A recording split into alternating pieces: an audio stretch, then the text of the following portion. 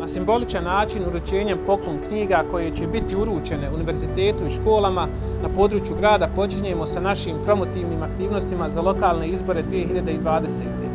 Zenica je univerzitetski grad, a obrazovani mladi ljudi su naša budućnost.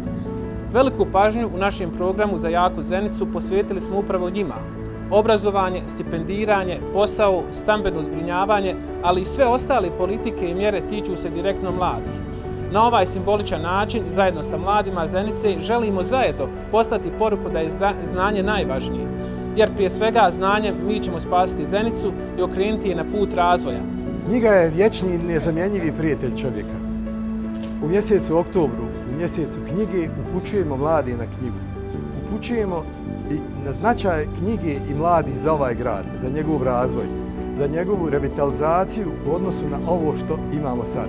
Imamo poplavu elektronskih medija, imamo poplavu društvenih mreža. Vratimo se u stvarni svijet i sa knjigom kao najboljim prijateljem sigurno ćete doživjeti prosperitet. Naš plan za jaku Zenicu je konkretan, sveobuhvatan, temeljit, detaljan i mjerljiv. Naš plan je uzeo sve najvažnije potrebe građana u obzir, jednako odgovorno se odnosimo prema gradu, predgrađu i prema selima. Svaka mjesna zajednica je našla svoje mjesto u ovom planu.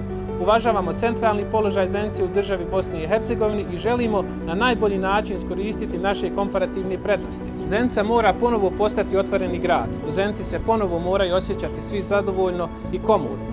Otvaramo vrata investitorima, organizacijama, reprezentacijama, klubovima, institucijama, sportistima, kulturnim radnicima, gostima i građanima. Uvjeren prije svega u pobjedu demokratije, a onda i našu pobjedu na ovogodišnjim lokalnim izborima, srdačno vas pozdravljam, želim puno zdravlja i uspjeha. Za jaku Zenicu!